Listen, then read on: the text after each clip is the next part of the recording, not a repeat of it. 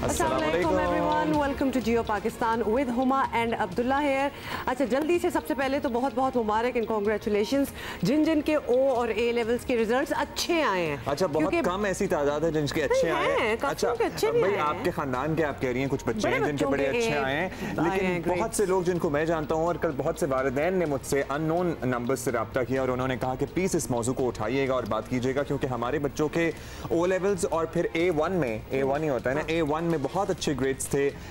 2-3 के तो ऐसे थे कि उनके स्ट्रेट एज आ रहे थे और इस मर्तबा चूंकि खुद ही से उन्होंने कैलकुलेट किया तो B+ दे दिए गए। बिल्कुल, ग्रेडिंग हुई है, असेसमेंट हुए। आपको पता है ना कि इम्तिहान तो इस बार हुए नहीं है, तो उस पर आई कैन इमेजिन वैसे कि काफी उन्होंने फील किया होगा अनफेयर, बट अब इसका क्या रिवर्सल होगा? अब मेरा तो हो गया जो होना है, कुछ हो सकता है, इसलिए इस पे सब्र शुक्र कर लें और अपने जिंदगी में आगे का सोचें। वैसे भी ये जो वालिदैन कहते हैं ना, बचपन से हमने भी सुना कि मैट्रिक कर लो उसके बाद जिंदगी आसान, FSC कर लो उसके बाद जिंदगी आसान। Very big results and everything, but really it doesn't matter. मतलब कि आप मेकअप कर सकते हैं इसके लिए, आप आगे जाके मजीद पढ़ के whatever you want to do. ये छोटे छोटे इम्तिहान इतना in the grand scheme of things इतना मैटर नहीं करते। ऑफ कोर्स इस वक्त तो जिंदगी की सबसे बड़ी चीज होती है, तो लगता है कि सारी चीजें इसी पे डिपेंडेंट है। मेड स्कूल और इंजीनियरिंग यूनिवर्सिटीज में जिन्होंने जाना है उनको जाहिर है कुछ मुश्किलात का सामना करना पड़ सकता है अगर उनके ग्रेड्स वैसे नहीं आए हैं, लेकिन आई एम श्योर अगर आप अकेले नहीं हैं, फिर सब इकट्ठे हैं, सारों के फिर ग्रेड्स एक जैसे है ना। और जिन्होंने एडमिशंस देने हैं उनको भी तो पता है कि what is happening this year, तो थोड़ी सी रियायत तो उसमें भी आई थिंक मिल जाएगी। लेकिन किसी को खौफ नहीं करना चाहिए, किसी को डिप्रेशन में नहीं जाना चाहिए, because these are very unusual circumstances, और उसमें भी पास हो जाना मतलब। और हुमा, बच्चों में इस एज में इन रिजल्ट्स पे मेजर केसेस होते हैं to go into the depression, चाहे वो मैट्रिक और ओ लेवल्स के रिजल्ट हों या फिर ए लेवल्स के रिजल्ट हों। बहुत से साइकोलॉजिस्ट ने स्टडी करके बताया है कि इन रिजल्ट्स को बच्चे इतना सीरियसली लेते हैं कि वो क्लिनिकल डिप्रेशन का मरीज हो जाते हैं। प्लीज द वालिदैन have to look out for their children and do not blame yourself for the circumstances और एनीथिंग। पूरी दुनिया के बच्चे इसी चीज से गुजर रहे हैं। दाढ़ निकली हुई है, जरा कम बोलना है। जब डॉक्टर ने कहा था आराम करना है मसल को, तो कम बोलना, तो मैंने तो कम नहीं बोलना ना, आपने बोलने बोले चले जा रहे हैं। एनीवे, ख्वाबो ख्याल से लगने वाला मंसूबा बन नहीं रहा था बड़ी अरसे से, मतलब it was not so out of a dream. थोड़ा थोड़ा तो हमें नजर आ रहा था, अब बन गया। और तो लिटरली यकीन मानिए कि हम ऑल्दो पेशावर में नहीं रहते, लेकिन पेशावर वालों के लिए, पाकिस्तान के लिए बेइंतहा खुशी हो रही है, क्योंकि जब भी इस किस्म का कोई बड़ा मंसूबा शुरू होता है उससे अफेक्ट बहुत होते हैं लोग। चाहे वो लोग अफेक्ट हों जिनके इर्द गिर्द घर वाक़े हैं, चाहे वो लोग हों जिनके इर्द गिर्द कारोबार हैं, लोगों की जिंदगियां तब्दील हो जाती हैं। और फिर ऐसे मंसूबे जब मुकम्मल होते हैं तो सबको फायदा भी होता है। और हम इसकी बात करेंगे तो कराची का जो ग्रीन लाइन है ना, वो भी अल्लाह करे कि कोई दुआ कबूल हो जाए। और अगर ख्वाबों की बातें करनी है तो वो green line is still a pipe dream, क्योंकि वो नहीं हमें पता कि वो कब होगा कब नहीं होगा, कुछ कहा नहीं जा सकता। लेकिन और बड़ी बातें हैं। मरियम नवाज का आप बात कर रहे थे कि कल हमने ही सवाल उठाया था ना कि क्या वो अपनी खामोशी तोड़ेंगी कि नहीं तोड़ेंगी, और फिर हमें ऐसा जवाब मिला कि मुंह तोड़। बिल्कुल, अगली पिछली जो कसरें थी ना वो पूरी हो गई। एंड यू आर अनअवेयर, तो हम इधर हैं आपको बताने के लिए। मरियम नवाज की नैब में पेशी पर कल बड़ा हंगामा मचा रहा और तवील खामोशी की चादर ताने मरियम नवाज गैर मामूली तौर पर सरगर्म नजर आई। मुस्लिम लीग के कारकुन भी मुतहर्रिक थे। नैब लाहौर ऑफिस के बाहर लीगी कारकुनों और पुलिस में जोर आजमाई होती रही। पथराव, लाठीचार्ज, नारे, शेलिंग से सूरत हाल कशीदा हो गई। और इस माहौल में मुस्लिम लीग नून की नायब सदर मरियम नवाज प्रॉपर्टी केस में बयान रिकॉर्ड ना करा सकी। मरियम नवाज का दावा है कि उन्हें नुकसान पहुंचाने के लिए घर से बाहर बुलाया गया, पत्थर मारकर विंड स्क्रीन तोड़ दी गई। बुलेट प्रूफ गाड़ी ना होती तो उन्हें बहुत नुकसान पहुंच सकता था। मेरी गाड़ी के ऊपर पथराव हुआ। मेरी गाड़ी बुलेट प्रूफ गाड़ी थी, उसके बावजूद उसकी जो विंड स्क्रीन है वो बिल्कुल टूट गई है। तो सामने से जिस तरह पुलिस की यूनिफॉर्म में लोग, मुझे नहीं पता वो पुलिस के थे या नहीं, लेकिन वो पुलिस की यूनिफॉर्म में थे, मुझे बुलाने के पीछे मुझे नुकसान पहुंचाना मकसूद था। वर्कर्स को जिस तरह आज ट्रीट किया गया है, ये जो इब्तदा की गई है, अगर ये रोकी ना गई तो माहौल की खराबी, पाकिस्तान के सियासी माहौल की खराबी जो है वो मौजूदा हुकूमत और पंजाब हुकूमत के ऊपर जो है आयद होगी। नैब ने अपने बयान में कहा कि मरियम नवाज को ज़ाती हैसियत में बुलाया था, मगर मुस्लिम लीग नून के कारकुनों ने गुंडागर्दी करते हुए पथराव और बदनज़मी का मुजाहरा किया। हुकूमती अरकान ने भी मरियम नवाज और मुस्लिम लीग नून पर सख्त तनकीद की। पुलिस हो, या गवर्नमेंट ऑफ पंजाब हो, उसे कोई इस किस्म की हरकत से कोई सियासी फ़ायदा हो सकता है। आपने ये नुक्ता उठाया है, इसका मालूमात हासिल कर लेते हैं। वो सवाल का जवाब देने के बजाय वो एक पूरी बारात लेके आ जाती हैं नैब की पेशी के लिए, जैसे कि उन्होंने कोई बड़ा काम किया। ये बिल्कुल उसी किस्म की माफिया की गुंडागर्दी की एक्टिविटी है कि अदालत आओ, अपने साथ पत्थर लेके आओ, अपने साथ अपने गुंडे लेके आओ। मरियम साहबा की इंस्टिगेशन पे हुआ, उनकी अपनी सिक्योरिटी की गाड़ी में पत्थर लाए गए। बेगम सफदर अमान साहिबा ने आज अपने चाचा शहबाज शरीफ साहब की और अपने कज़न हमजा शहबाज साहब की सियासत के ऊपर खुदकश हमला किया है। नैब की दरख्वास्त पर थाना चुंग में लीगी रहनुमाओं और कारकुनों के खिलाफ मुकदमा दर्ज करा दिया गया है। Maryam Nawaz, captain retired Safdar, Rana Sanaullah, senator Parvez Rasheed, Javed Latif समेत 188 लीगी रहनुमा और कारकुन नामजद किए गए हैं। दूसरी जानब आपको बताएं कि मुस्लिम लीग नून ने भी इमरान खान, शहजाद अकबर, चेयरमैन नैब, पंजाब हुकूमत और नैब पर मुकदमा दर्ज कराने का ऐलान किया है। वज़ीर आला पंजाब उस्मान बुज़दार भी आज नैब में पेश होंगे। तर्जुमान हुकूमत पंजाब फयाज चौहान का कहना है कि वज़ीर आला पंजाब नैब में पेशी के लिए अकेले जाएंगे। तो ये उन्होंने बड़ा स्पेसिफाई कर दिया, क्योंकि बाकियों का कहना था पूरी बारात लेके मरियम नवाज जो है वहाँ पहुँची हैं।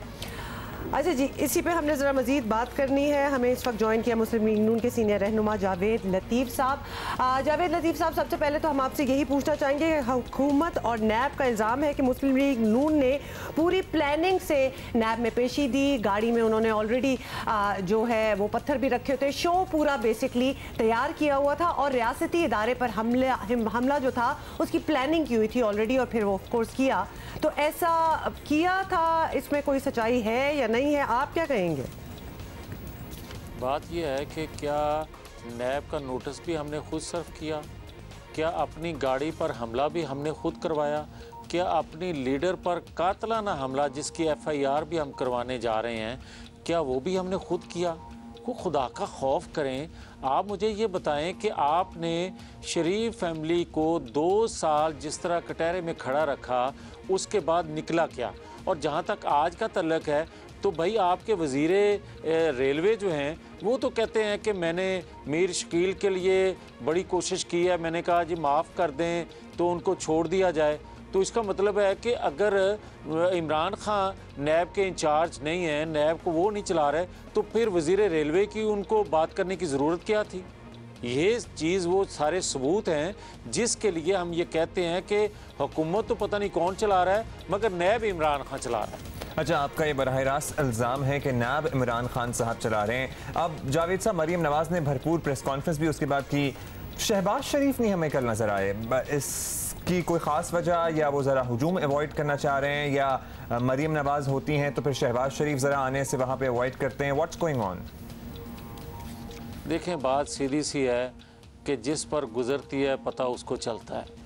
आप ये देखें कि मरियम नवाज़ शरीफ को बार बार ये कहते हैं कि वो खामोश हैं, अगले दिन ये कहते हैं कि नवाज़ शरीफ जो हैं वो वहाँ खामोश बैठे हैं।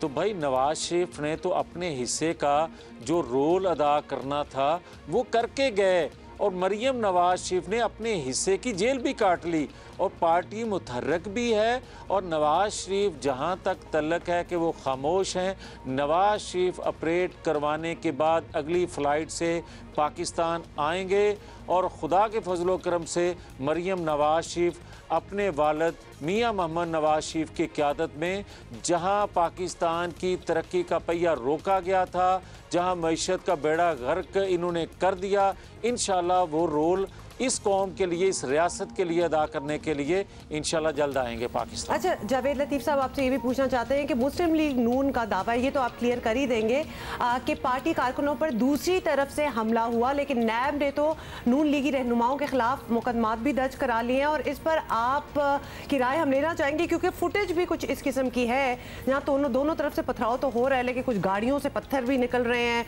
और जैसे जमा करके लाए गए हों। क्या कहेंगे आप? ये केमिकल स्प्रे जो किया गया, क्या उस वक्त कोई मुश्तिल लोग थे? क्या उस वक्त कोई पथराव हो रहा था? क्या उस वक्त मरियम नवाज़ शरीफ जब आई थी उनसे ख़तरा था कोई? आपने स्प्रे किया केमिकल, और वो स्प्रे किया कि लोगों के ऊपर की वो जिल्द जो है वो जल गई सारी। और आप कह रहे, फिर आपने 150-200 बंदे को उठाने की आपको ज़रूरत क्या थी? बेशुमार लोग जख्म, फिर रिएक्शन में क्या लोग पथराव नहीं करते? और क्या फुटेज मुख्तलिफ मीडिया के लोगों के पास ये मौजूद नहीं है कि पुलिस की वर्दी में मुख्तलिफ लोग जो हैं वो पथराव कर रहे हैं? और फिर मुझे ये बताएं कि क्या अगर मुस्लिम लीग के वर्कर पथराव कर रहे थे तो क्या उन्होंने अपनी लीडर पर पथराव करने थे? वो तो सामने से पत्थर लग रहे हैं भाई उसको। और बुलेट प्रूफ गाड़ी जो है क्या पत्थर से डैमेज होती है? ये सारी वो चीज़ें हैं जो देखने से तल्लक रखती हैं। और मैं तो ये समझता हूँ कि इनको तहफ़्फ़ुज़ देने की बजाय मौजूदा हुकूमत को 20 करोड़ आवाम को तहफ़्फ़ुज़ दिया जाए इनसे।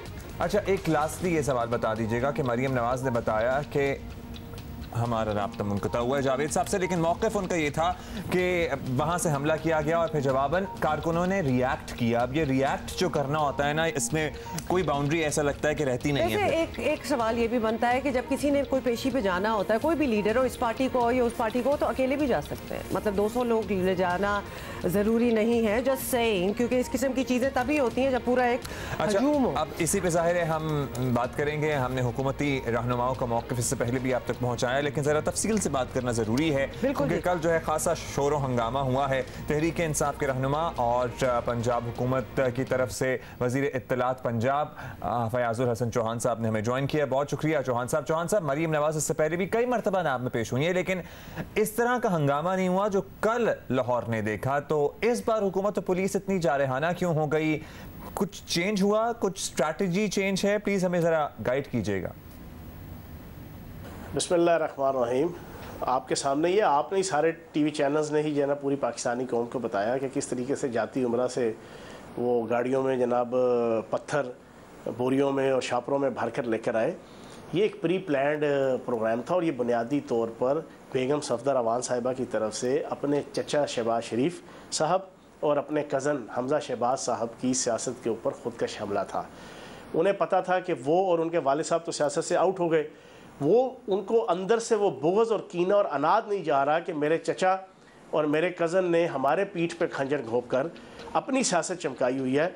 तो वो उस सियासत को ख़राब करने के लिए उन्होंने कल ये हरकत की है और उसका अल्टीमेटली नुकसान मौजूदा नून लीग जो बाप बेटा प्राइवेट लिमिटेड है शहबाज शरीफ साहब की और हमज़ा शहबाज साहब की, ये उनके ऊपर ख़ुदकश हमला है और इंतहाई काबिल मज़म्मत है।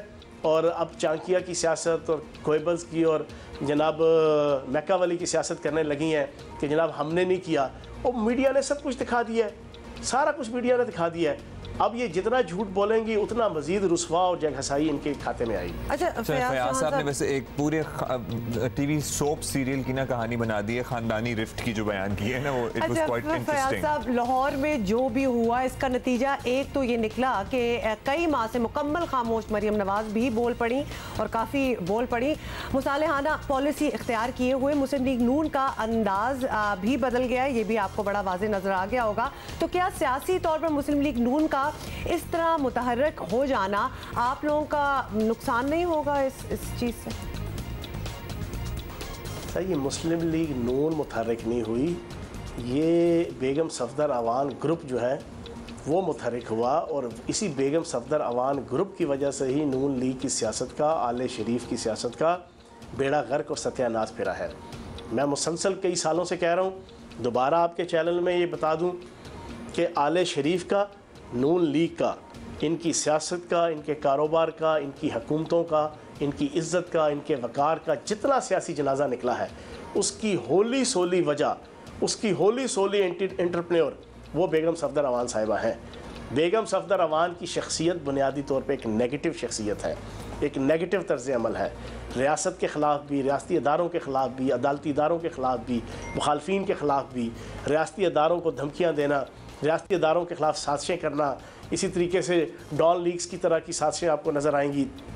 फिर जजेस को ब्लैकमेल करना, उनकी वीडियोस बनाना, जजेस को निहाल हाशमी, तलाल चौधरी, दलाल चौधरी की तरह के अपने फ्रंट मैनों के ज़रिए से उनके बीवी बच्चों को कत्ल की धमकियाँ देना, ये बेगम सफदर अवान और नवाज़ शरीफ साहब का खासा है।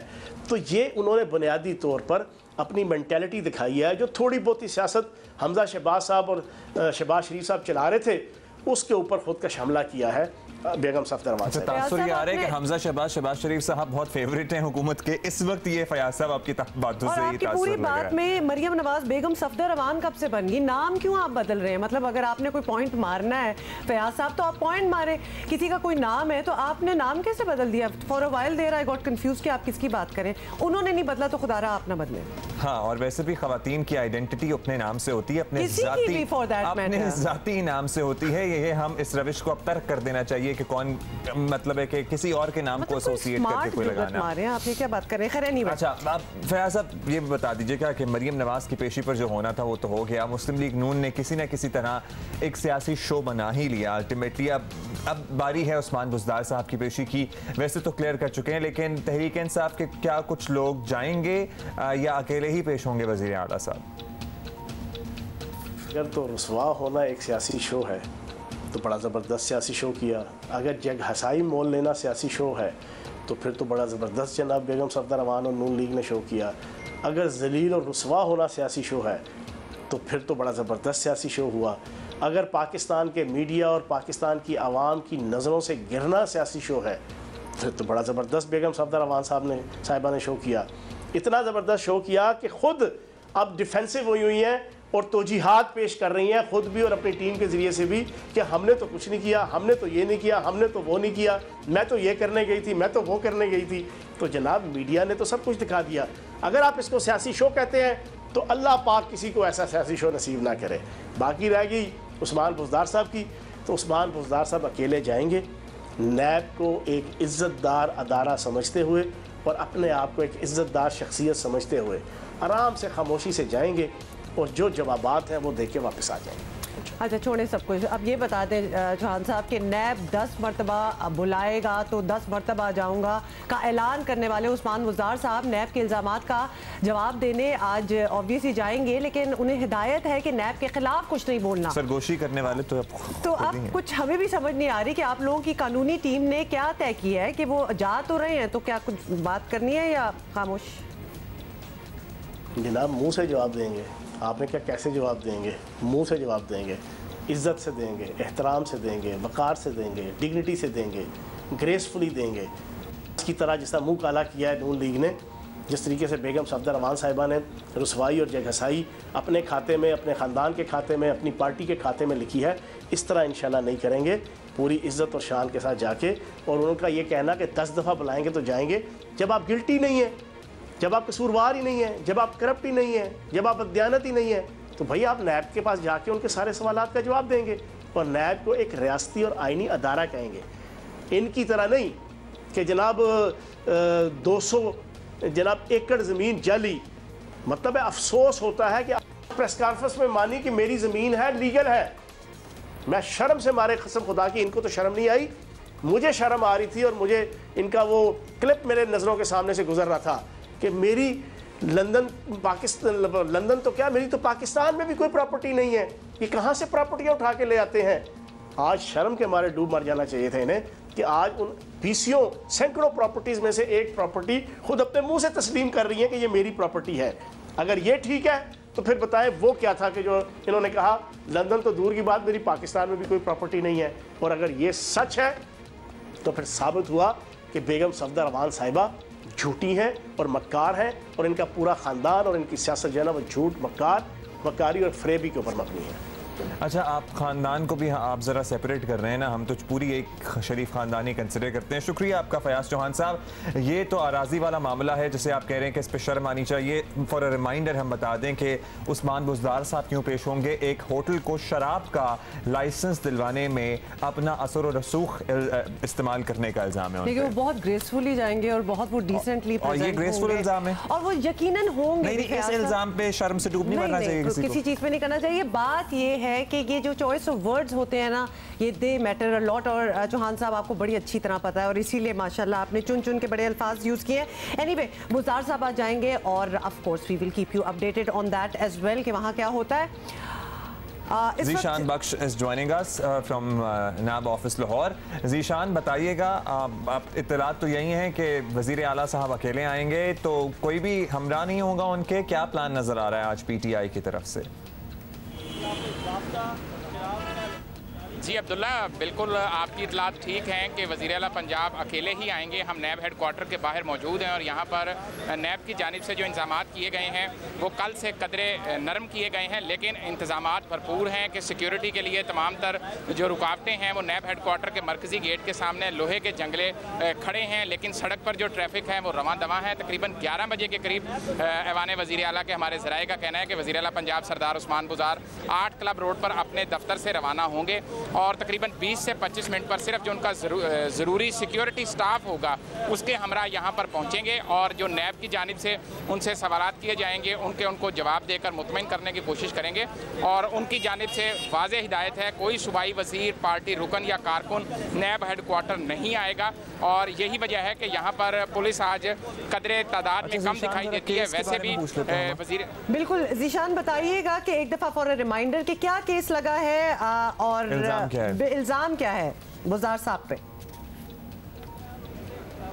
जी हुमा, बिल्कुल बुज़ार साहब पे लाहौर का जो एयरपोर्ट है उसके करीब एक होटल ज़ेरे तामीर है, उसको शराब का लाइसेंस देने के हवाले से केस है और उनके ऊपर इख्तियारात के नाजायज़ इस्तेमाल का केस है कि ये जो लाइसेंस देना है ये DG एक्साइज़ का इस्तेहकाक है, लेकिन इसके ऊपर वज़ीर आला ऑफिस असरअंदाज हुआ है।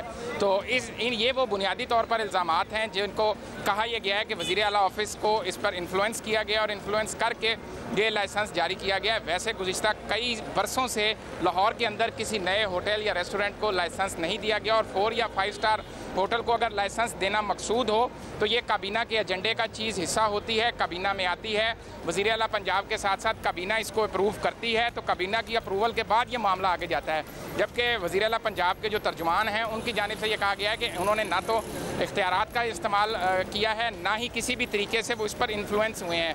ये DG एक्साइज़ का इख्तियार था, कोई भी ऐसी चीज़ थी जिसको बाद में कैंसिल किया गया और मुतलका होटल अदालत में गया और अदालत से जाके वो इसको ये उन्होंने लाइसेंस हासिल किया। तो ये वो सारी कहानी है जिसके ऊपर आज बुज़दार साहब अपने जो जवाब है वो देंगे नैब हुकाम को और अपना मौक़िफ़ पेश करेंगे। ये देखना होगा कि नैब किस हद तक उनके जवाब से मुतमईन होता है या मज़ीद उनको किसी अगली पेशी के लिए फिर वक्त दिया जाता है। शुक्रिया जीशान, थैंक यू। सो आपने केस का रिमाइंडर भी सुन लिया कि क्या इल्ज़ाम है, क्या केस है। Never a dull moment in Pakistan is there. Oh yes, जिस लफ्ज़ पे आपको एतराज़ था वो दोबारा इस्तेमाल करते हुए कोई ऑल्टरनेटिव ले। जब BRT की बात होती है ना तो अब्दुल्ला को कुछ ख्याली और कुछ ख्वाबों की बातें। देखिए इंतज़ार बहुत किया है और उसके बाद इंतज़ार के बाद हर दूसरे महीने एक नई तारीख आती थी, लेकिन हम तमाम पुरानी बातों को भूल जाएंगे और हम एक अच्छी बात का तस्करा करेंगे कि बिल आखिर ये मनसूबा अब खुलने लगा है और आवाम इससे इस्तेफादा करेंगे। अच्छा जी, खैबर पख्तूनख्वा हुकूमत BRT का मनसूबा मुकम्मल होने का दावा कर रही है और इफ्तिताह कल हो रहा है और पेशावर वालों के लिए बहुत अच्छी, बहुत बड़ी खुशखबरी है आई वुड से। और इसी पर नुमाइंदा जियो न्यूज़ शीबा हैदर हमें इफ्तिताह से कबल ही BRT की सैर करानी है, क्योंकि हमने काफ़ी बार अपनी क्यूरियोसिटी पेश की है that we really want to see it. Over to you Sheeba.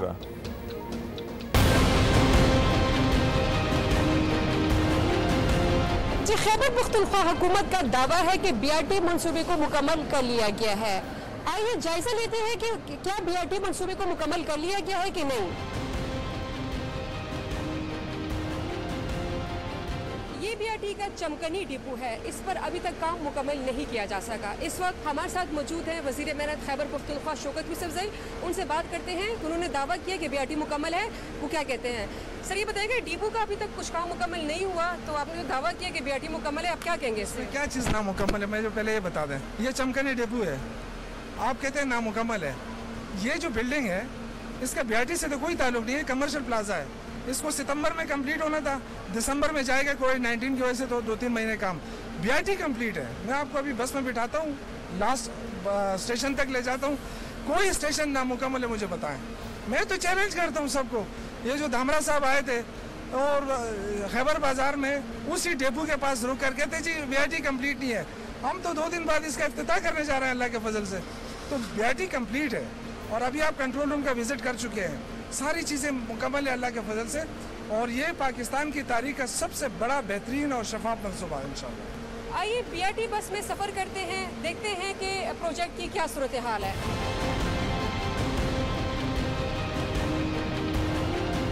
इस वक्त हम मौजूद हैं मेगा प्रोजेक्ट BRT बस में।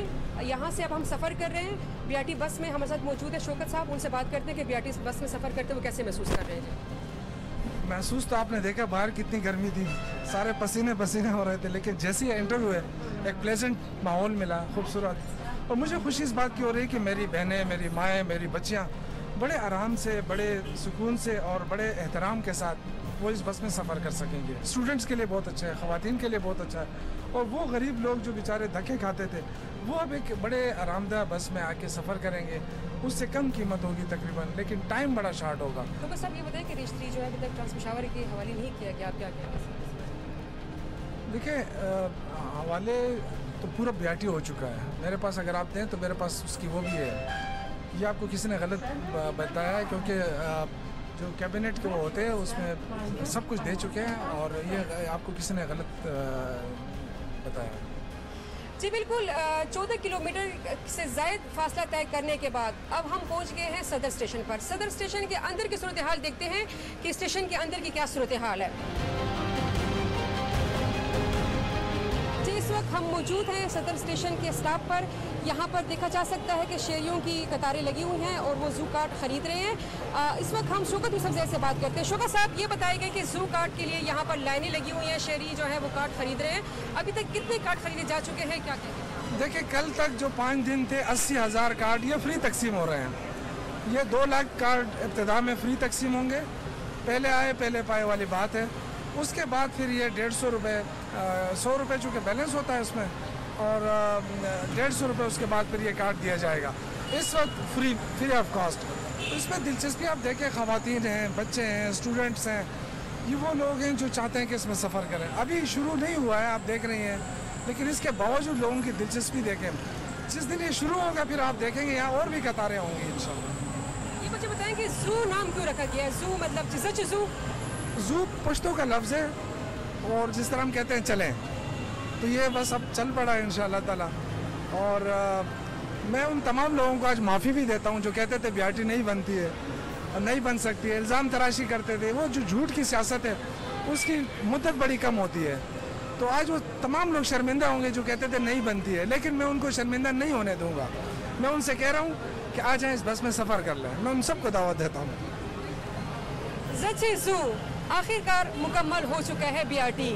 शहरी स्टूडेंट्स के लिए और ख़वातीन के लिए और पेशावर के तमाम लोगों के लिए खुशखबरी है कि पेशावर BRT मुकम्मल हो चुका है और अब वो आसानी से इस बस में सफ़र कर सकेंगे। जी thank you so much Sheeba. अच्छा, ये शौकत यूसुफजई साहब की खुशी जो कंटेजियस थी, मुझे बड़ी खुशी हो रही थी इनको देख के कि वो सो हैप्पी कि फाइनली ये चीज़ हो ही गई है, लेकिन उन्होंने जिक्र नहीं किया इस पूरी बात में कि हमारे जू कार्ड बने कि नहीं बने। मेरा ख्याल है कि जू कार्ड हमारे बन गए होंगे, और हमने वैसे भी महमूद खान साहब की पर्सनल दावत पे जाना है, जब वो हमें खुसूसी तौर पर बुलाएंगे। और वैसे कोई इतनी ढिठाई से भी कहेगा कि हमें बुलाएं। ये तो बिल्कुल ही उसके मुंह पे कह दे कोई बंदा कि हमें आपको अपने घर दावत पे बुला रहे, लेकिन हमने कह दिया। लेकिन हमने आपको पता है कि we are so curious about BRT, तो हम जाके खुद दिखाना चाहते हैं और ट्रैवल करना चाहते हैं। ऑनेस्टली मैं एक आपको बात बताऊं, अगर आप लोग सारे सुन रहे हैं पेशावर वाले, I want to go to Peshawar, क्योंकि मैं बहुत जब छोटी थी बचपन में, तो वहाँ बड़ा बेर एक बेस है पाकिस्तान एयरफोर्स का, वहाँ मैं 2-3 साल रही हुई हूँ because my father was posted there. तो उसके बाद मैं कभी नहीं गई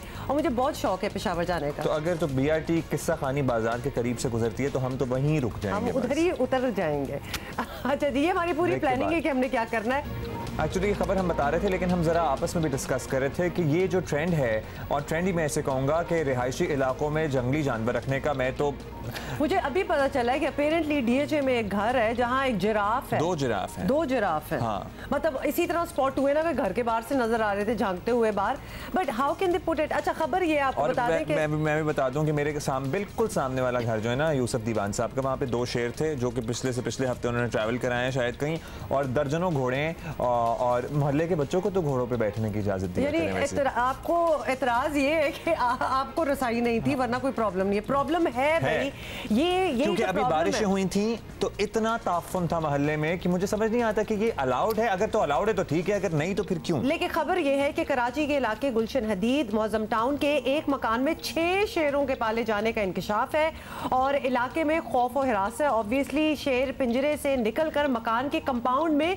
घूम रहे होते हैं जी। ये ले कुछ वीडियोस भी आपको दिखा रहे हैं और शहरियों ने एहतजाज किया है। साउथ सिंध वाइल्ड लाइफ से मुंसलिक जावेद महर ने कहा कि वाइल्ड लाइफ मिनी जू अच्छा ये मिनी जू का परमिट जारी करता है जिसके तहत गोश्तखोर जानवर जो हैं वो रखे जा सकते हैं, उनकी इजाजत होती है। ये इजाजतनामे की खिलाफ वर्जी है जो क्लियरली हमें नजर आ रहा है। उन्होंने कहा है कि वाइल्ड लाइफ मिनी जू का परमिट जारी करता है, तब भी गोश्तखोर जानवर नहीं रखे जा सकते। अदरवाइज आप जानवर रख सकते हैं। तो मिनी जू में क्या रखेंगे फिर? मेरा ख्याल है जिराफ वगैरह रख सकते हो शायद। तो मिनी तो नहीं होगा जिसमें जिराफ आ जाए। साइज में मिनी की बात नहीं हो रही, घोड़े वगैरह शायद रख सकते हैं। आई वंडर कि इन लोगों के पास जिन्होंने शहर के बीचों बीच रखे हुए हैं उनके पास हैं ये लाइसेंस के घोड़े नहीं है। हिरन इस किस्म की चीजें रखना ओके फाइन, ये भी आप तब रख सकते हैं जब आपके पास मिनी जू का परमिट हो। शेर के मालिकान को दस्तावेजात के हमरा आज तलब कर लिया गया। लेट्स सी क्या होता है। और ये तो सर एक केस है। मैंने कराची में हाईएस्ट के पीछे शेर बैठा हुआ ट्रैवल करते हुए देखा है। So yes, there are people living in the middle of the city having a lion or a tiger in their house, a lion primarily. और सोशल मीडिया पे तो आपने बहुत सी वीडियोस देखी होंगी from all over the world और लोगों के ये पेट्स होते हैं। लेकिन ये बड़ा रिस्की बिजनेस है, बड़े परमिट्स आपको चाहिए होते हैं और फिर वो एक साइज से बहुत जब बड़ा हो जाता है it is unfair on the animal also to be kept in such environment, क्योंकि उसका ही अपना हैबिटेट नहीं है। तो एक कंपाउंड में रख देना, कमरे में बंद कर देना, ये क्यों लोग कर रहे हैं? ये बड़ी अजीब और गरीब बात है। एनीवे ये हो रहा है। आप भी हमें वीडियोस भेजें अगर आपके भी इस किस्म की कोई चीज़ है। फॉर अ रिमाइंडर हुमा, कल मेरा एक शॉपिंग मॉल जाने का इत्तेफाक हुआ और अब शॉपिंग मॉल खुलने के बाद जब बड़े बच्चों बूढ़ों सबको इजाज़त मिल गई है, ये पहला इत्तेफाक था और यकीन मानिए कि तिल धरने की जगह नहीं थी। तिल धरने की जगह नहीं थी। ऑल्दो सबने मास्क पहने हुए थे बिकॉज द शॉपिंग मॉल के security guards they were very vigilant कि किसी को उतारने नहीं दे रहे थे। लेकिन ऐसा लग रहा था कि बहुत डिप्रिवेशन के बाद लोग बाहर निकले। वैसे आई एम सॉरी टू से बहुत डिप्रिवेशन हुई है and I tell you why. थोड़ा सा मैं जल्दी से आपको कह दूं कि कराची जैसे शहर में I won't talk about other cities, जब सब कुछ मॉल्स भी बंद कर दिए ना गए, वरना बाहर जाने की जगह क्या है आप मुझे बता दें। एंटरटेनमेंट की क्या जगह है वरना इधर? Malls are the only so 3-4 महीने की डिप्रिवेशन के बाद जब लोग जाएं तो ऐसा ही लगता है। अच्छा, रूस ने कोरोना वायरस के लिए तैयार अपनी वैक्सीन के तमाम तजर्बाती मराहिल मुकम्मल होने पर आज से लॉन्च करने का ऐलान कर दिया है। दुनिया में बड़ी तब्दीलियां वाक़ई हुई हैं, इसकी वजह से गोल्ड प्राइस भी एकदम से नीचे आई है। इस वैक्सीन का नाम रखा गया है स्पुतनिक और रूसी नायब वजीर सेहत का कहना है कि कोरोना वैक्सीन के इंसानों पर तमाम केमिकल ट्रायल्स कामयाबी के साथ मुकम्मल कर लिए गए हैं। अब इसे मार्केट में पेश कर दिया जाएगा। रूसी सदर व्लादिमीर पुतिन ने सरकारी टेलीविजन पर ऐलान किया कि कोरोना वैक्सीन मुकम्मल तौर पर महफूज है। ये उनकी बेटी को भी दे दी। How cool is that? मतलब है कि जबरदस्त नहीं हो गया सीन। अच्छा, सारी खबर एक तरफ आपको पता है ना कि जो प्यूटन कहेंगे मैं तो मानूंगी। हाँ नहीं आई क्योंकि आपको पता है कि मैं बहुत बड़ी फैन हूँ। Hello Putin.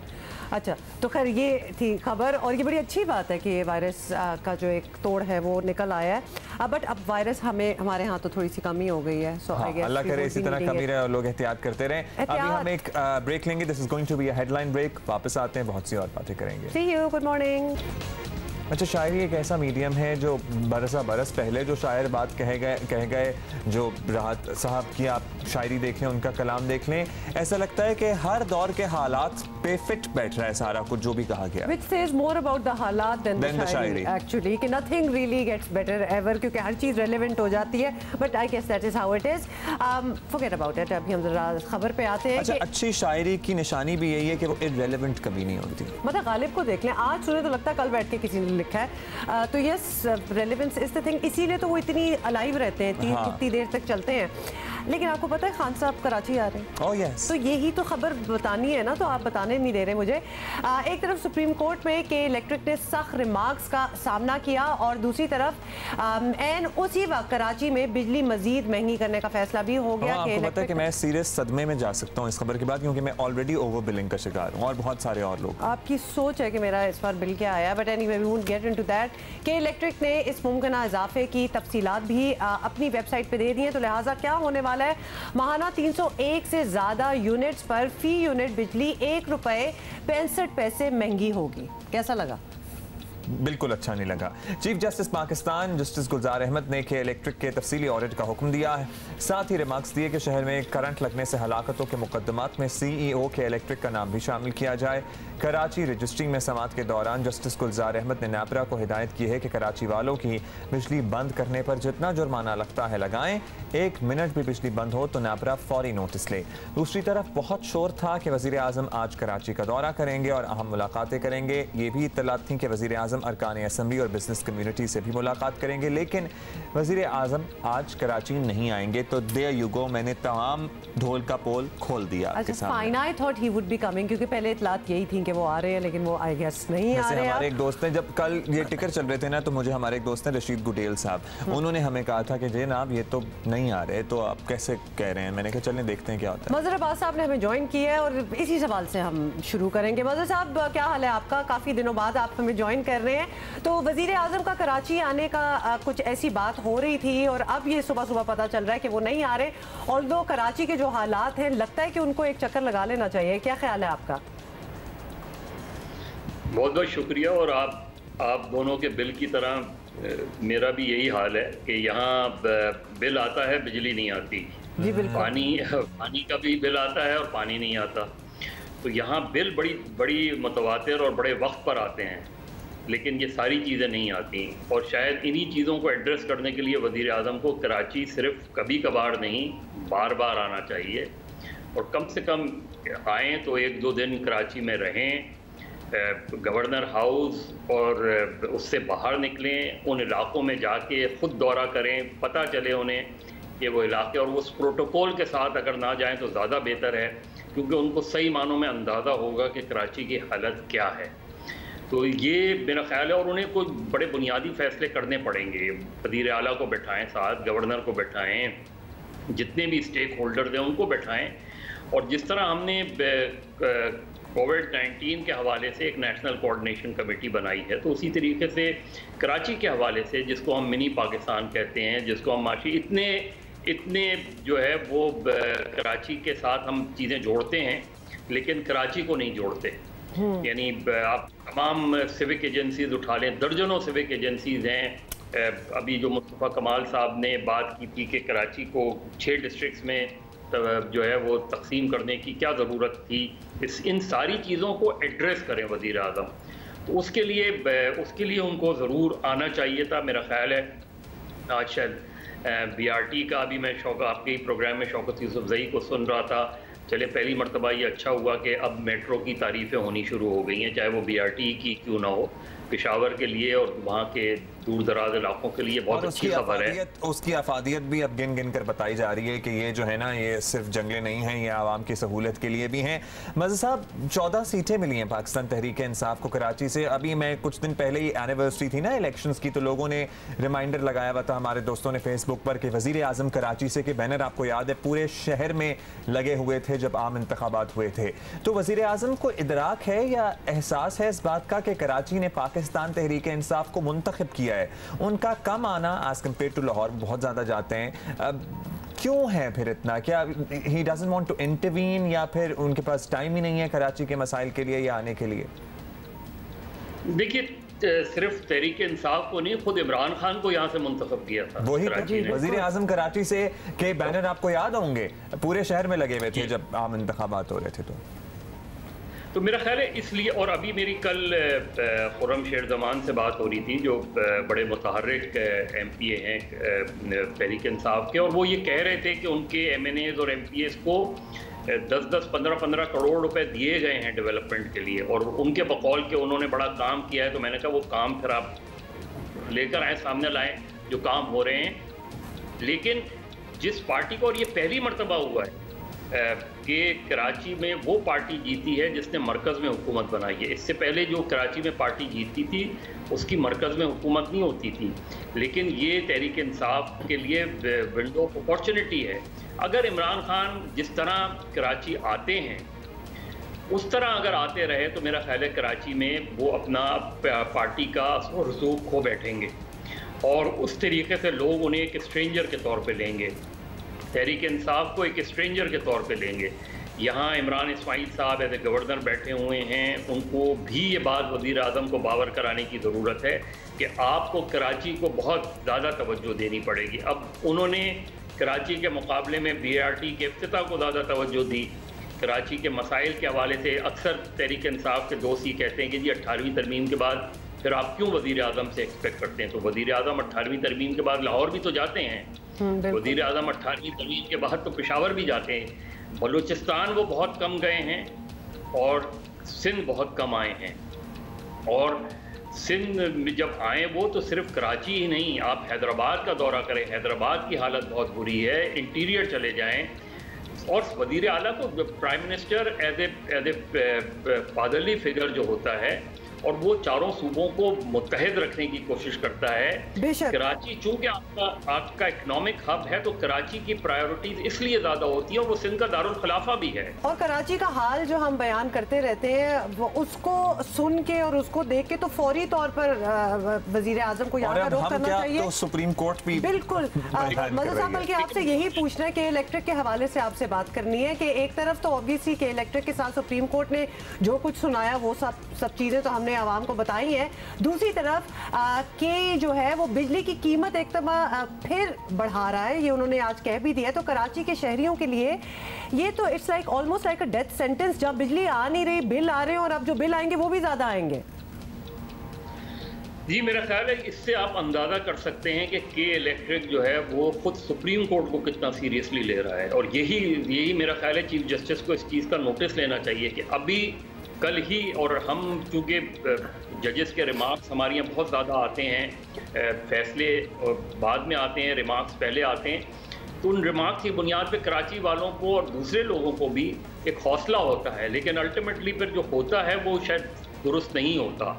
और यही के इलेक्ट्रिक का मसला है कि इसी के ज़माने से हम सुनते आ रहे हैं चीज़ें बेहतर होंगी, फिर के इलेक्ट्रिक की दे दिया गया, आज तक उसके एग्रीमेंट को मंजर आम पे लाया ही नहीं गया कि वो एग्रीमेंट था क्या के इलेक्ट्रिक के साथ, वो उन्होंने करना क्या था। के इलेक्ट्रिक अपनी जस्टिफिकेशन देती रहती है, लेकिन at the end of the day अगर मेरे घर बिजली नहीं आती तो मुझे बिल देने का मैं बिल क्यों पे करूं? ये सोचने का सवाल है कि अगर आपको घंटों की लोड शेडिंग का सामना है, आपको 6-6 घंटे 7-7 घंटे लोड शेडिंग होती है और उसके बाद आप बिल भेजते हैं और बिल अगर एक दिन आपको डिले हो जाए तो आपकी बिजली काट दी जाती है और उसके बाद बिलों की कीमतों में इजाफे के साथ साथ, जबकि आप देखें कि अगर उस बिल के पीछे देखें तो आपको कई इश्तिहारात भी नज़र आएंगे। तो मेरा ख्याल है एक्स्ट्रा बर्डन डालना और फिर उसके बाद भी बिजली ना देना, ये मेरा ख्याल है इससे ज़्यादा ज़्यादती हो नहीं सकती किसी भी शहर के साथ, चाहे वो कराची हो या कोई भी शहर हो। और पंजाब में भी कोई सूरत हाल बहुत बेहतर नहीं है लोड शेडिंग के हवाले से, उसके हवाले से। तो मेरा ख्याल है सुप्रीम कोर्ट को इस चीज़ का सख्ती से नोटिस लेना चाहिए। ये जो इंक्रीज़ किया गया है, इजाफा किया गया है, इसको रोकना चाहिए। इस चीज़ को पहले आप अपनी परफॉर्मेंस बेहतर करें, उसके बाद आप लोगों से दरख्वास्त करें। हमारे यहाँ स्कूल में भी यही होता है कि फ़ीस बढ़ा देते हैं, परफॉर्मेंस नहीं बढ़ाते तो उसमें। और मैं अभी आपको सुन रहा था कि वो जो कोविड के हवाले से, देखिए आपके यहाँ जब स्कूल खोलने की बात आती है तो सिर्फ स्कूल के अंदर का माहौल नहीं होता, आपके यहाँ बच्चों को जिस तरीके से वैन्स में बैठाकर लाया जाता है वो सबसे खौफनाक सूरत हाल है। उसमें सबसे ज़्यादा इस चीज़ के खदशात हैं। तो उस चीज़ को भी मैनेज करने की ज़रूरत है कि इस तरीके से भर के वैन्स में नहीं लेकर आएँ, और पेरेंट्स को भी अपने तई इस चीज़ को सोचने की ज़रूरत है। तो कराची एक मल्टीपल प्रॉब्लम्स का एक शहर है, जहाँ की आबादी का आपको नहीं पता, जहाँ के मसाइल मुख्तलिफ सिविक एजेंसीज में डिवाइडेड हैं और उसको कोई जोड़ने का काम नहीं कर रहा। मुझे उम्मीद है कि प्राइम मिनिस्टर हफ्ते भर में जरूर आएंगे कराची, और मैं फिर दरख्वास्त करूंगा कि कराची जब आएंगे ना तब हम दोबारा आपसे बात करेंगे। आपने उम्मीद का इजहार कर दिया कि हफ्ते भर में वो कराची आएंगे। बहुत शुक्रिया आपका मज़हर अब्बास साहब। और यकीनन ये जो इजाफे की बात की जा रही है कि इलेक्ट्रिक जो बिलों में तजवीज़ करदा इजाफा है, ये फिलफौर इसको रोकना चाहिए, इस पर इंटरवेंशन होनी चाहिए, क्योंकि पहले ही बिजली के बिल बहुत ज़्यादा आ रहे हैं, बहुत ही ज़्यादा आ रहे हैं। यकीन मानिए कि अगर आप घर में रहते हैं और दिन में 1 घंटे के लिए भी एसी ना चलाएं, सिर्फ रात में चंद घंटे के लिए एसी चलाएं, तब भी एक आम आदमी की दस्तरस से बाहर है बिजली का। और फिर बाकी मुल्कों की तरह ऑप्शंस होने चाहिए कि आप बिजली कहां से लेना चाहते हैं। व्हाई जस्ट वन प्लेस, मतलब क्यों सिर्फ एक के इलेक्ट्रिक है पूरे कराची में जो कि बिजली फराहम कर रहा है। अगर आपको उसकी परफॉर्मेंस नहीं अच्छी लग रही, कोई भी चीज़ आपको नहीं पसंद आ रही, then there should be another option as well. तो लिहाजा ये मोनोपोली जो है ये भी बहुत तंग कर रही है कि यही एक है। यहाँ से आप बाकी मुल्कों में देखें सेम इंफ्रास्ट्रक्चर पे मेरा ख्याल है ऑप्शंस होनी चाहिए अवेलेबल, एब्सोल्युटली होनी चाहिए। बाकी जगहों पे होती हैं तो हम अभी तक इधर क्यों फंसे हुए हैं और हम रिग्रेस कर रहे हैं, हम मजीद और बुरा करते जा रहे हैं। जो प्राइसेस हैं वो बढ़ती चली जा रही हैं, बिजली तो फराहम कहीं हो ही नहीं रही। लोगों के घर आपको पता है कि बारिशों के दिनों में बल्कि उससे पहले भी 2-2 दिन तक बिजली नहीं आई है। मैंने आपको बताया था 13-14 घंटे एक दिन आपके यहाँ भी यही हाल था। मेरे घर एक दिन 10 घंटे नहीं आई थी। मतलब everybody all across is suffering. तो लिहाजा this really needs to be taken into consideration. Abdullah, वो जो आप सुबह शायरी अभी थोड़ी देर पहले कर रहे थे और वो जो आपने एक ट्रिब्यूट देना है, आपने जनाब मैंने क्या ट्रिब्यूट देना है, हमने ट्रिब्यूट देना है, जियो पाकिस्तान ने ट्रिब्यूट देना है। और वो बिजली के बिल की आप बात करी थी तो दिल हिल जाता है लिटरली जब बिल आता है। तो और एक ट्रिब्यूट हमने आपको बताया राहत इंदौरी साहब को देना है। अफवाह थी कि मेरी तबीयत खराब है, लोगों ने पूछ पूछ के बीमार कर दिया, 2 गज सही मगर ये मेरी मिल्कियत तो है, ए मौत तूने मुझको जमींदार कर दिया। वाह कहते हैं। वेरी नाइस, वाह वाह, वेरी नाइस। अच्छा, आलमी सतह के मशहूर शायर और गीत निगार राहत इंदौरी 70 बरस की उम्र में इंतकाल कर गए हैं। राहत इंदौरी का कोरोना टेस्ट मुस्बत आने के बाद उन्हें अस्पताल में दाखिल किया गया था। उन्हें दिल के 2 दौरे पड़े जिसके बायस उनका इंतकाल हो गया। वाह वाह वाह वाह। खैर, इनका शायरी, इनका कलाम अगर आप नावाकिफ़ हैं या आपने नहीं पढ़ा तो it is a great chance कि आप इनके कलाम से वाक़फ़ियत हासिल करें, पढ़ें इन्हें। बहुत ही खूब कहा है इन्होंने और बिल्कुल एप्ट, जिसे कहते हैं ना, हर दौर के हालात से मुताबिकत रखता हुआ। और आजकल भी जो हो रहा है तो उसके लिए तो बड़ा ही रेलेवेंट है। लेट्स मूव ऑन और थोड़ा सा एग्जाम्स के जो रिजल्ट्स आए हैं वो एग्जाम्स तो हुए ही नहीं। अच्छा, मैं जरा परेशान हूँ क्योंकि बहुत सारे ट्विटर पे भी मैं देख रहा था, बहुत से वालिदैन ने भी अपना कंसर्न शो किया, बहुत से बच्चों ने लिखा है। बस खुश भी हैं, एक्चुअली खुश ज़्यादा वो हैं जिनके इंटरनल्स अच्छे नहीं आए थे और उनके फिर अच्छे ग्रेड्स आए हैं, और जिनके इंटरनल्स बहुत अच्छे थे उनके फिर ग्रेड्स कुछ अच्छे नहीं आए। तो हमें तो ज़रा सेकंड हैंड इन्फॉर्मेशन ही मिल रही है जिनका बराह रास्त ताल्लुक है इस सारे बिजनेस से। उनसे इसके हवाले से हमने बात भी करनी है। पहले आपको बता दें कि कैम्ब्रिज ने पाकिस्तान समेत दुनिया भर के 9 लाख से ज़ायद जो बच्चे हैं उनके इम्तहानात के बगैर बराह रास्त ग्रेडिंग के बाद जून 2020 सीरीज़ के ए और ओ लेवल के इम्तहानी नताइज जो हैं वो जारी कर दिए हैं। And as we were telling you, बहुत से बच्चे जो हैं, बहुत से even the institutions are not too happy, a lot of them. इसी के हवाले से हम बात भी करेंगे। और अभी हमें ज्वाइन किया है माहिर तालीम है मोहतरमा नाइला आबिदी साहिबा। नाइला साहिबा, क्या कहेंगी? सबसे पहले तो आपकी क्या असेसमेंट है? This has been a very difficult year वैसे ही, बट स्पेशली फॉर स्टूडेंट्स। और स्टूडेंट्स वैसे भी देयर आर टाइम्स इतना सीरियसली नहीं लेते पढ़ाई को जब तक बिल्कुल इम्तिहान सर पे ना आ जाए, और फिर इम्तिहान हुए नहीं, पिछली असेसमेंट पे उनको ग्रेडिंग कर दी गई। क्या कहेंगी आप? देखिए, हम बहुत पहले तो अस्सलाम वालेकुम और बहुत शुक्रिया आपने मुझे इस बड़े इम्पोर्टेंट टास्क के लिए इनवाइट किया। प्रॉब्लम ये है कि हमारा जो एजुकेशनल सिस्टम है या जो हमारा एजुकेशनल माहौल है उसमें अब बच्चों ने ये फैसला कर लिया है कि एग्जाम से 1 महीने पहले 2 महीने पहले पढ़ना है।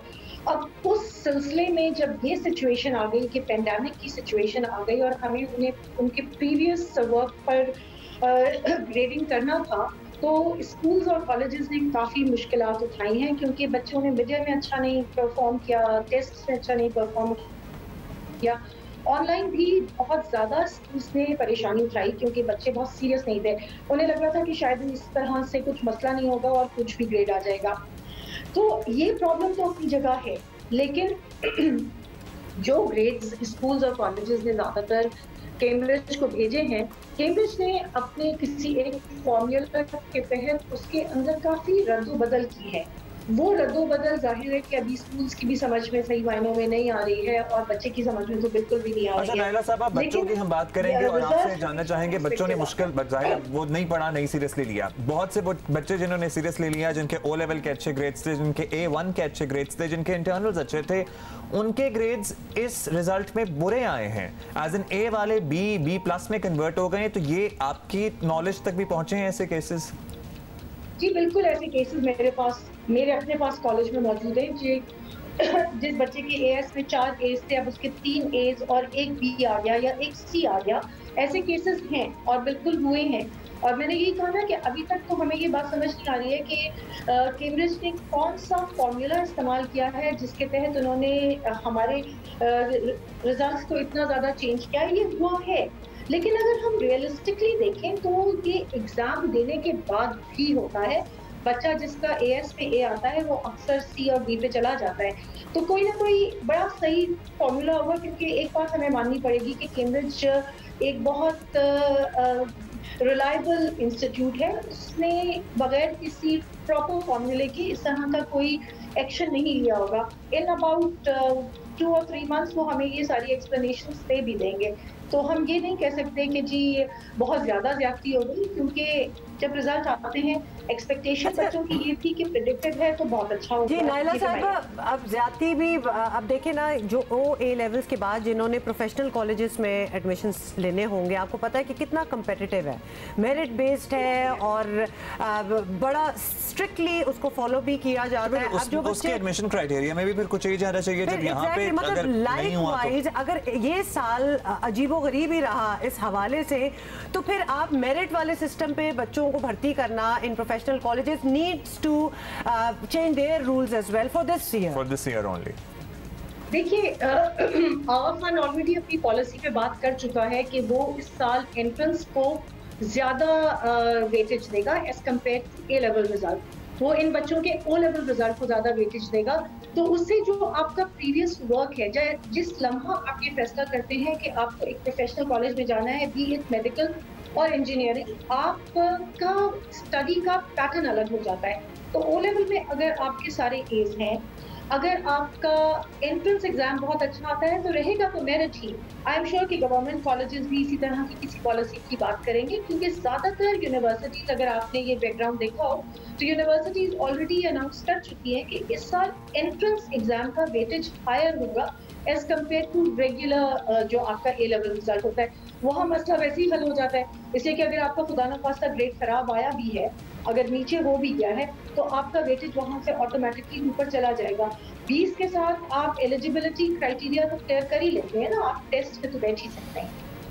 तो ये यानी कि ये मसला आई एम ग्लैड कि आपने मेंशन कर दिया, क्योंकि हमारे जहन में ये कन्फ्यूजन थी कि एंट्रेंस एग्जाम में किस चीज़ को ज़्यादा वेटेज होगी, तो उसमें ग्रेड्स को ज़्यादा वेटेज नहीं दी जाएगी, एंट्रेंस एग्जाम को ज़्यादा वेटेज दी जाएगी। अच्छा, अब मेरा ख्याल है कि ये अब लास्टली हम तो सुबह से यही कह रहे हैं बच्चों को कि अब जो आ गया उस पर सब्र शुक्र करें, इस पर अगर 2 आंसू बहाने तो बहा लें, उसके बाद फिर सब्र करें और मूव ऑन इन लाइफ। आप क्या कहेंगी?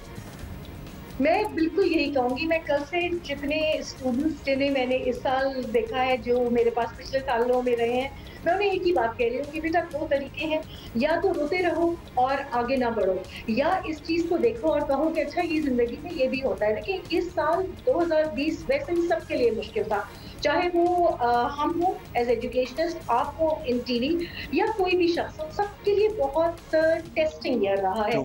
लिहाजा इस टेस्टिंग ईयर को हम ये कहते हैं ना, सो दिस टू शैल पास, ये भी गुजर जाएगा, आपकी एंट्रेंसेस हो जाएंगे। पिछले सालों में हमारी ख्वाहिशात तो हमेशा पूरी तो नहीं हुई हैं। हम बहुत दफ़ा बहुत बच्चे रहे हैं जो मेडिसिन में जाना चाहते रहे हैं, जो इंजीनियरिंग में जाना चाहते रहे, किसी रीज़न की वजह से नहीं जा पाए, तो वो भी आज बहुत ज़्यादा कामयाब हैं, किसी और फील्ड में चले गए। तो ये भी हो जाएगा। सब्र शुक्र कर लो, अल्लाह पर कनात कर लो और अल्लाह पर ईमान रखो कि हाँ ठीक है, ये चीज़ें भी बेहतर हो जाएंगी। एक चीज़ और मैं ज़रूर कहना चाहूँगी कि इस चीज़ से सबक ज़रूर सीख लो कि बेटा तालीम इम्तिहान के लिए नहीं होती, सिर्फ तालीम जो है वो ज़िंदगी के लिए होती है। पूरा साल पढ़ो, अच्छे से पढ़ो, ज़िंदगी में बड़े मसाइल हल होते हैं। बहुत शुक्रिया नाला साहब, आपने हमसे बात की और ये बड़ी अच्छी आपने कुछ पॉइंट्स पे कह दिया। और सारे स्टूडेंट्स जो यंग पीपल हैं, बड़े बड़े इम्तिहान जो होते हैं वो ज़िंदगी में लेटर इन लाइफ आते हैं। आपने बड़ी कम उम्र में देख लिया कि दुनिया किस तरह बदली है। सो दिस वाज एन इम्तिहान दैट यू पास्ड।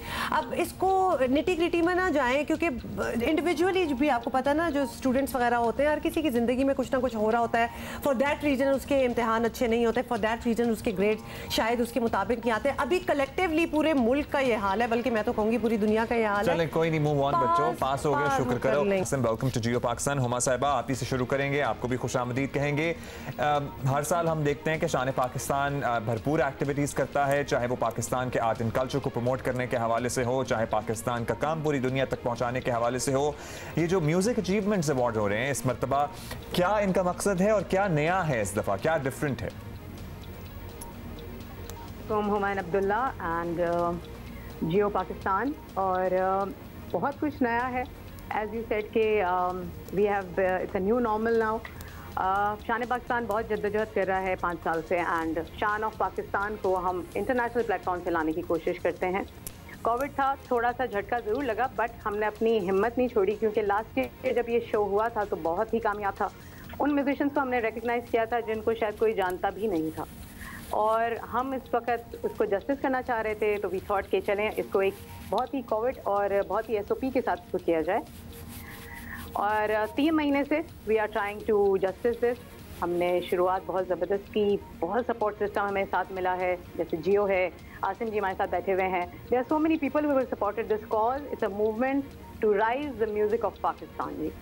अच्छा आसिम, आपसे भी ज़रूर, आपको भी इन्वॉल्व करेंगे इस कॉन्वर्सेशन में, और ज़रूर पूछना चाहूँगी मैं कि what does these specifically these awards mean to you, क्योंकि 2020 साल ऐसा गुजरा है कि लगता नहीं था कि कोई भी चीज़ जो कि पिछले कुछ सालों से हो रही हो वो कंटिन्यू कर सकेगी, या फिर किस तरीके से दोबारा होगी। बड़े इफ्स एंड बट्स थे, but I guess people are finding a way of doing it. तो क्या कहेंगे आप इन अवार्ड्स का ऑनलाइन होना, इसके हवाले से? Thank you Huma and thank you Abdullah. सबसे पहले तो ये मैं बताऊं कि मुझे नहीं लगता था कि कोई इस साल में अवार्ड होने भी वाले हैं, लेकिन जब मेरी हुमा से बात हुई और हुमा ने इस ब्रांड को बड़ा अच्छा, कई सालों से इसको कर रही हैं शान पाकिस्तान को, और इसमें कई फैशन शोज़ भी किए हैं इन्होंने, और मैं हमेशा इसको बड़ा क्लोजली वॉच करता हूँ, और मुझे लगता था कि ये इस साल नहीं हो पाएंगे, लेकिन I think the credit goes to Huma कि इन्होंने इसको बहुत अच्छी तरह से सॉर्ट किया, और बड़े अच्छे लोग रिकग्नाइज़ किए। अभी हम बता नहीं सकते इनको, इन्होंने मुझे भी कुछ इतना ज़्यादा इस बारे में नहीं बताया कि किन किन को ये अवार्ड जा रहे हैं, बट ये पाकिस्तान के लिए एक बहुत अच्छी बात है कि हमारा पाकिस्तान का वक़ार भी बढ़ता जा रहा है इससे, और ये इंशाल्लाह इंटरनेशनल भी जा रहा है सून। अच्छा Asim, as a jury member, चूँकि आप इसके ज्यूरी मेंबर हैं इन म्यूज़िक अचीवमेंट अवार्ड्स के, कोई मुख्तलिफ तरीका इख्तियार करना पड़ा? बिकॉज पहले आप जब भी ज्यूरी के हिस्सा बने होंगे, you all everybody sits together and then decides, और सुन रहे हैं आप म्यूज़िक, जो भी एक्टिविटीज़ होती थी। How was it different this time? इस दफ़ा कुछ ऐसा हुआ कि मीटिंग्स जो हुई वो SOP को रखते हुए हुई, और इस दफ़ा सारा अवार्ड को इन्होंने वर्चुअल रखा है, और वर्चुअली ज़्यादातर ये अवार्ड दिए जाएंगे और उन लोगों तक पहुंचाया जाएगा। इनकी एक टीम कराची में है, एक लाहौर में है और इस्लामाबाद में, और हुमा आपको इसको ज़्यादा बेहतर बता पाएंगी, क्योंकि ये पूरा, आई थिंक मैं कहता हूँ ये बेबी पूरा हुमा का। चलें हुमा से पूछ लेते हैं, फिर उन्हें शामिल गुफ्तगू करते हैं। हुमा, एक तो बता दीजिए कि क्या कैटेगरीज हैं और जिनको मलूज़े खाते रखते हुए आप इस मरतबा के अवार्ड्स ये प्लान कर रही हैं, and how is it going to work out? क्या आप लोग बगैर ऑडियंस के एक अवार्ड शो कंडक्ट करेंगे, या सिरे से अवार्ड शो होगा ही नहीं और खुद ही से अनाउंस किए जाएंगे, या फिर ये कोई जूम अवार्ड शो होगा? हाँ।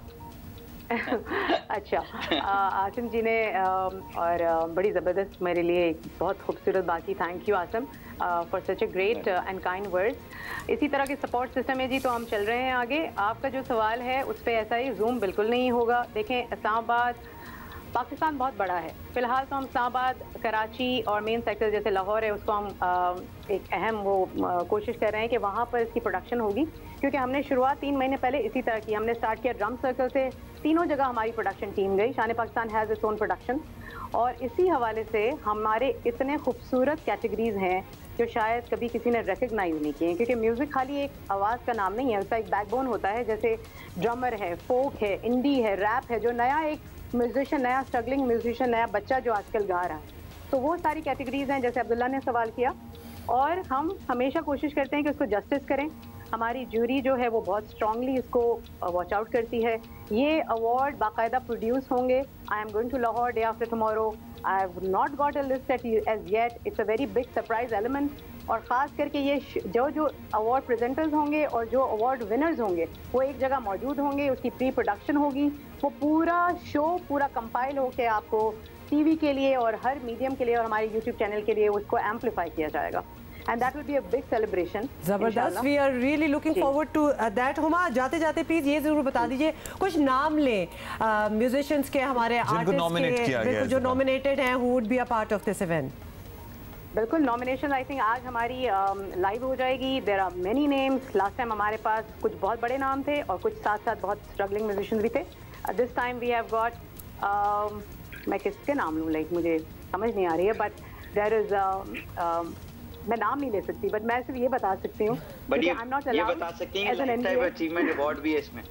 जी क्या आसिम, दोबारा बताएं. अच्छा, मैं आपको जी ये हुमा को ही बताने दें, सरप्राइज सारे हुमा ने रखे हैं अपने पास. लाइफ टाइम अचीवमेंट अवार्ड की बात कर रहे हैं. देखिए, पहले तो आसिम जी हमारे साथ बहुत खूबसूरत अवार्ड पार्टनर है, because Asim has a great name and he is an award partner for with us. He has tweaked one award. हमारा एक बेसिक अवार्ड है बहुत खूबसूरत, द नुसरत फतेह अली खान अवार्ड, जो लास्ट टाइम टीना सानी जी को मिला था. इस दफा आबदा परवीन इसकी विनर है. और वो खूबसूरत अवार्ड आसिम जोफा ने क्रिएट किया है.